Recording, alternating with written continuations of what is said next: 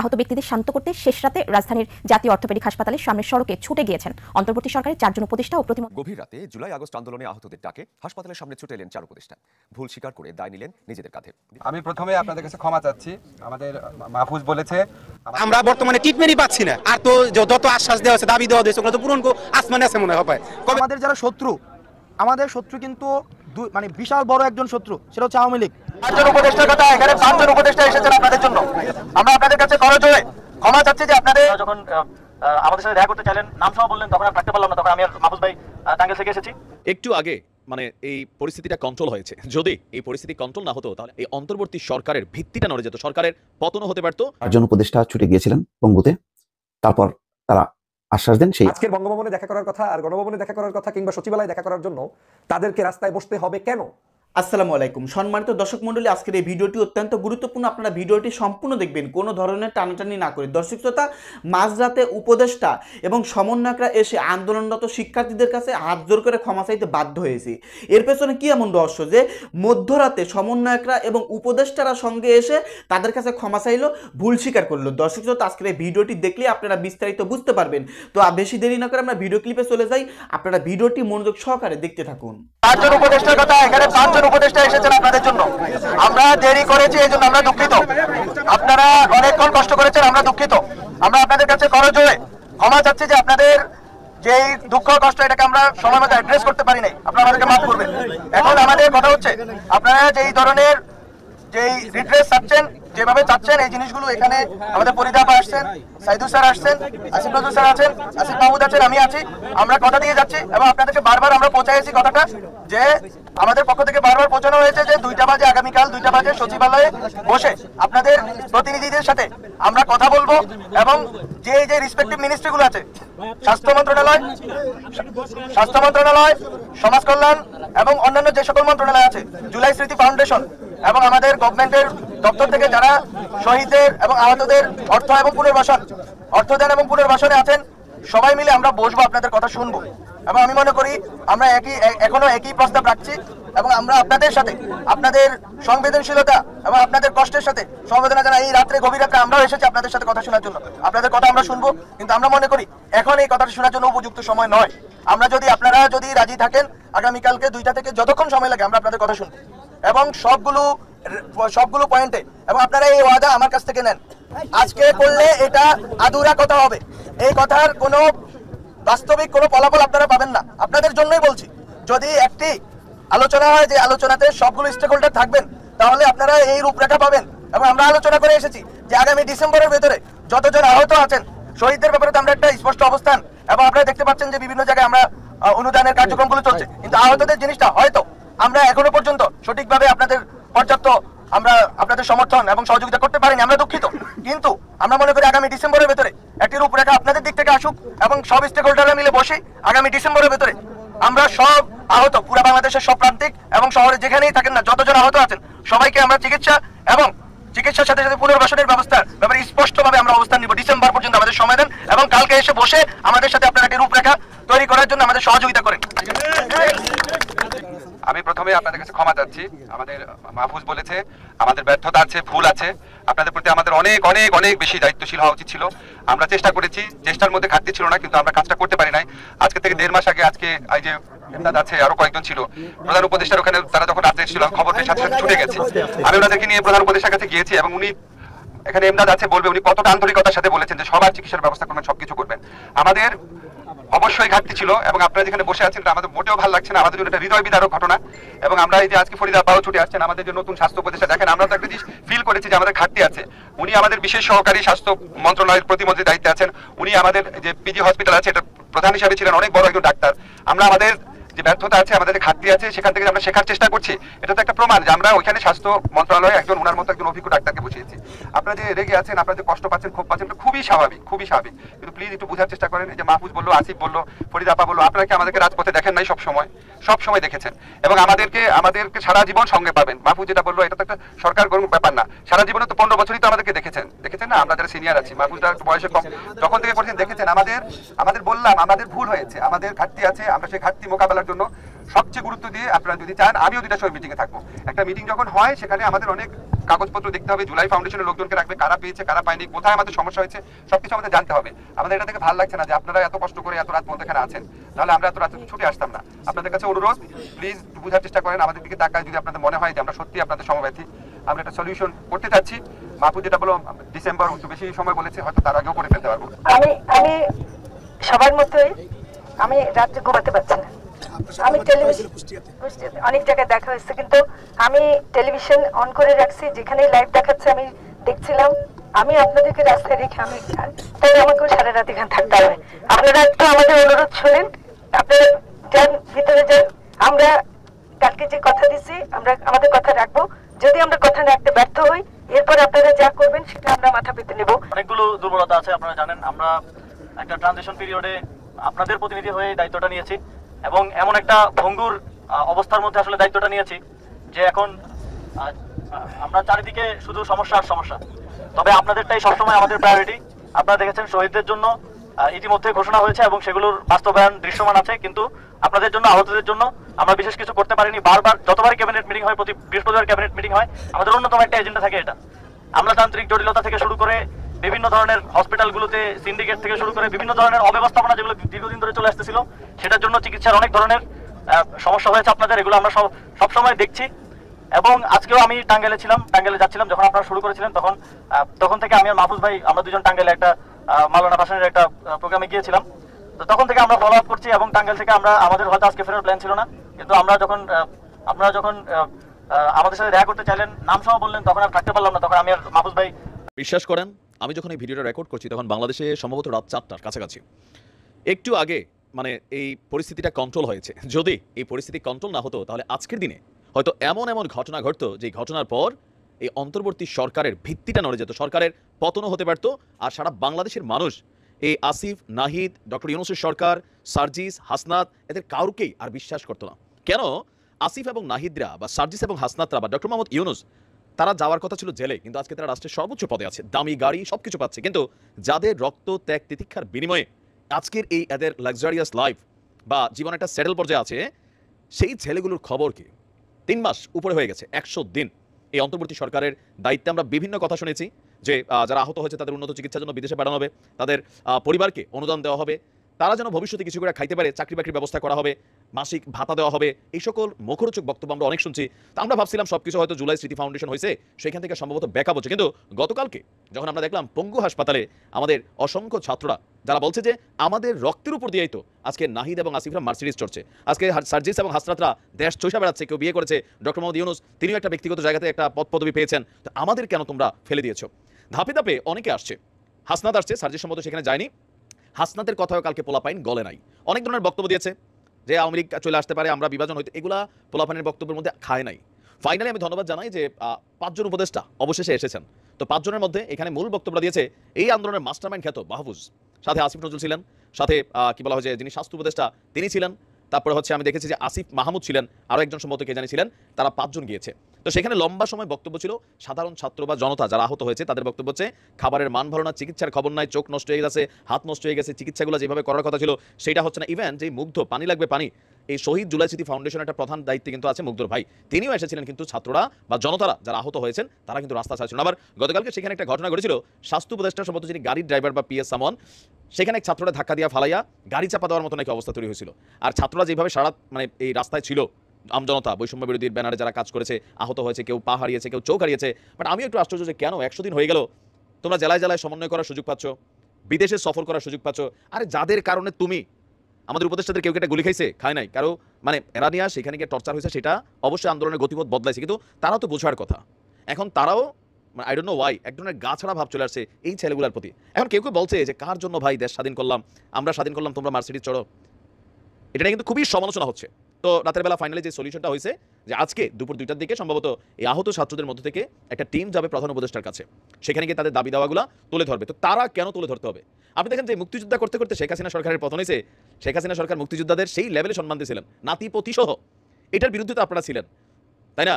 তো সেই আন্দোলন থেকে শুরু হলো। তো আজকে যারা আপনারা এখানে বলা হচ্ছে দ্বিতীয় মুক্তিযুদ্ধ বা দ্বিতীয় স্বাধীনতা, তো এরা তো সেই স্বাধীনতার ওয়ান কাইন্ড অফ মুক্তিযোদ্ধা। তো মুক্তিযোদ্ধাদের যদি এই অবস্থা হয় তাহলে পরিস্থিতি কোন দিকে যাবে? এমনি রংপুরে চলছে এক আন্দোলন, নানান জায়গায় নানা আন্দোলন, বৈষম্যবিরোধী স্টুডেন্টদের মধ্যে বিভাজন, এর মাঝখানে এই ছেলেগুলারে কালকে যখন এখানে গিয়ে কথা বলা হয়েছে, এগুলো দেখা সাধারণ মানুষের মধ্যে আসলে প্রতিক্রিয়া কি হচ্ছে?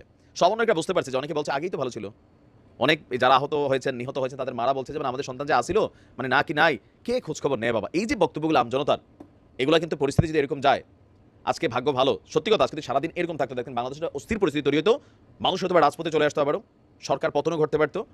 এখন পুলিশ ওইরকম ফাংশন করতে পারে না, কারণ পুলিশের ভাই চলে যা সবাই যে মাইটটাই শুরু করা দেয়, এরকম একটা অবস্থা তৈরি হয়ে গেছে। আমরাও চাই যারা এই আন্দোলনে আহত হয়েছে নিহত হয়েছে তাদের পরিবার অন্তত একটা সুচিকিৎসা, তাদের একটা কর্মসংস্থানের ব্যবস্থা, পাশাপাশি একটা কি বলা হয় যে সিম্পেথির জায়গাটা তাদের জন্য থাকবে।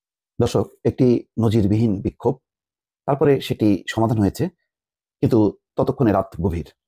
4 জন উপদেষ্টা ছুটে গিয়েছিলেন পঙ্গুতে। তারপর তারা আশ্বাস দেন, সেই আশ্বাসের উপর ভর করে আহতরা হাসপাতালে ফিরেছেন। বাংলাদেশের ইতিহাসে আমি এরকম বিক্ষোভ দেখিনি যে হাসপাতাল ছেড়ে রাস্তা অবরোধ করে বিক্ষোভ করা এবং উপদেষ্টাদেরকে আসতে হবে, তাদের দাবি মানতে হবে, তারপরে তারা হাসপাতালে ফিরবেন। এবং পরে তাই হয়েছে যে গভীর রাতে ছুটে গেলেন 4 উপদেষ্টা, হাসপাতালে ফিরলেন আহতরা। বিক্ষুব্ধ আহত ব্যক্তিদের শান্ত করতে বুধবার দিবাগত রাত 2:30টার সময় ঘটনা। রাজধানীর জাতীয় অর্থোপেডিক হাসপাতাল ও পুনর্বাসন প্রতিষ্ঠান অর্থাৎ পঙ্গু হাসপাতালের সামনে সড়কে যান অন্তর্বর্তী সরকারের 4 জন উপদেষ্টা ও প্রতিমন্ত্রী পদমর্যাদার একজন সহকারী। তার মানে সরকার যথেষ্ট পরিমাণ রেসপন্স করেছে এবং তারা এটি নিয়ন্ত্রণে এনেছেন শেষ পর্যন্ত। কিন্তু ঘটনাটা যাই হোক না কেন, খুবই দুর্ভাগ্যজনক যে এমন একটি পরিস্থিতির উদ্ভব হলো। এবং তার আগে অনেক ঘটনা, সকালের দিকে স্বাস্থ্য উপদেষ্টা গেছেন ব্রিটিশ হাইকমিশনারকে সাথে কেটে নিয়ে, তারপরে তারা যখন নাকি 2.5 ঘন্টা সেখানে অবস্থানের পর নিচে নামেন, তারপরে তাদের গাড়ির উপরে উঠে যায় আহতরা, সামনে শুয়ে পড়ে এবং তারা গাড়ি থেকে নেমে অন্য গাড়িতে করে পরে ফিরতে বাধ্য হন, এমন একটি পরিস্থিতি। চিকিৎসা ও পুনর্বাসন নিয়ে বিক্ষুব্ধ ছাত্র জনতার অভ্যুত্থানে আহত ব্যক্তিদের শান্ত করতে বুধবার দিবাগত রাত 2:30টায় রাজধানীর জাতীয় অর্থোপেডিক হাসপাতাল ও পুনর্বাসন প্রতিষ্ঠানের সামনের সড়কে ছুটে গিয়েছেন অন্তর্বর্তী সরকারের 4 জন উপদেষ্টা ও প্রতিমন্ত্রী পদমর্যাদার একজন সহকারী। তাদের দাবি পূরণের আশ্বাস পেয়ে 13.5 ঘন্টা পর সড়ক থেকে হাসপাতাল ফিরতে রাজি হয়েছেন আহতরা। নজিরবিহীন ঘটনা। আহতরা তো এসছেন, আশেপাশে হাসপাতাল থেকেও আহতরা ছুটে এসছেন এবং তাদের স্বজনরাও বিক্ষোভ করেছে। রাজধানীর আগারগাঁয়ে অবস্থিত পঙ্গু হাসপাতাল ও পাশের জাতীয় চক্ষু বিজ্ঞান ইনস্টিটিউট ও হাসপাতালে চিকিৎসাধীন 1/2 ব্যক্তি বুধবার দুপুর 1টা থেকে হাসপাতালের সামনের সড়ক অবস্থা নিয়ে বিক্ষোভ করেন। এই ব্যক্তিদের কারো এক পা নেই, কেউ হুইল চেয়ারে, আবার কারো চোখে ব্যান্ডেজ রয়েছে। তারা এক পর্যায়ে স্বাস্থ্য উপদেষ্টার পদত্যাগের দাবিতে স্লোগান দেন। পরে হাসপাতালে ফিরে যেতে 4 জন উপদেষ্টাকে সেখানে উপস্থিত হওয়ার শর্ত দেন। সেই শর্ত অনুযায়ী উপদেষ্টারা না যাওয়ায় রাত 12টার পর হাসপাতাল থেকে বিছানাপত্র এনে সামনের ওই সড়কে অবস্থান চালিয়ে যান আহত ব্যক্তিরা। কেউ শুয়ে কেউ বসে সময় পার করতে থাকেন। এই অবস্থা চলার মধ্যে রাত 2:30টার সময় সেখানে হাজির হন আইন উপদেষ্টা আসিফ নজরুল, মৎস্য ও প্রাণী সম্পদ উপদেষ্টা ফরিদ আক্তার, স্থানীয় সরকার উপদেষ্টা আসিফ মাহমুদ সজীব ভুইয়া, উপদেষ্টা মাহফুজ আলম এবং প্রতিমন্ত্রী পদমর্যাদা সহকারী হিসেবে দায়িত্বপ্রাপ্ত মোহাম্মদ সাইদুর রহমান। উপদেষ্টারা ভুল স্বীকার ও দুঃখ প্রকাশ করেন। তারা আহতদের দাবি দেওয়া নিয়ে আলোচনার জন্য বৃহস্পতিবার দুপুর 2টায় সচিবালয়ে বসার কথা বলেন। আহতদের প্রতিনিধি দলের যাওয়ার জন্য 2টি গাড়ি পাঠাবেন বলে জানান। এটাও একটা সাংঘাতিক ঘটনা। আহতদের প্রতিনিধি দলের যাওয়ার জন্য 2টি গাড়ি পাঠাবেন বলে জানান। আহতদের চিকিৎসা ও পুনর্বাসনের জন্য একটি রূপরেখা তৈরি করে ডিসেম্বরের মধ্যে তা বাস্তবায়নের ঘোষণা দেন। প্রথমে আহতদের উদ্দেশ্যে উপদেষ্টা মাহফুজ আলম বলেন, এখন এখানে আপনাদের কথা শোনার মতো উপযুক্ত সময় নয়। আপনারা কাল 2টায় সচিবালয়ে আসেন, সেখানে আলোচনার ভিত্তিতে একটি রূপরেখা প্রণয়ন করা হবে। সেই রূপরেখা ডিসেম্বরের মধ্যে বাস্তবায়ন করা হবে। এখন পর্যন্ত সুষ্ঠু ব্যবস্থা না হওয়ার জন্য দুঃখ প্রকাশ করে তিনি বলেন, আপনাদের চিকিৎসা এবং পুনর্বাসন নিশ্চিত করা হবে। এই পর্যায়ে আইন উপদেষ্টা বলেন, আমাদের ব্যর্থতা, আমাদের ভুল আছে, কিন্তু চেষ্টার দিক দিয়ে আমাদের ঘাটতি ছিল না। যে কোনো কারণেই হোক আমরা পারিনি। আমাদের উপর বিশ্বাস রাখুন, আমরা একটি কংক্রিট রূপরেখা দেব, লিখিত দেব। নিজেদের দুর্বলতার কথা স্বীকার করে উপদেষ্টা মাহমুদ সজীব ভুইয়া বলেন, একটা ভঙ্গুর অবস্থার মধ্যে দিয়ে আমরা দায়িত্ব নিয়েছি, বহু সমস্যা দেখা দিয়েছে। আসুন আমরা আলোচনার ভিত্তিতে একটা রূপরেখা তৈরি করি, সেটা ঠিক মতো বাস্তবায়ন হচ্ছে কিনা তা দেখার জন্য আপনারা একটা টিম করবেন। স্বাস্থ্য উপদেষ্টা সহকারী দায়িত্বে আসা ডক্টর মোহাম্মদ সাইদুর রহমান আহতদের দেশের সেরা চিকিৎসা নিশ্চিত করার প্রতিশ্রুতি দেন। তিনি বলেন, আমরা একটা সুযোগ চাই, আমাদের একটা সুযোগ দেন, কোনো ব্যর্থ হলে আমরা দায়িত্বে থাকবো না। উপদেষ্টা ফরিদ আক্তার বলেন, আমরা কথা দিচ্ছি আপনাদের সমস্যাগুলো সমাধান করবো, না পারলে তখন যা ইচ্ছা করবেন, কোনো আপত্তি থাকবে না, তবে আপনাদের সুষ্ঠু চিকিৎসা পুনর্বাসন নিশ্চিত করা হবে। এরপর আহতরা হাসপাতালে ফিরতে রাজি হন।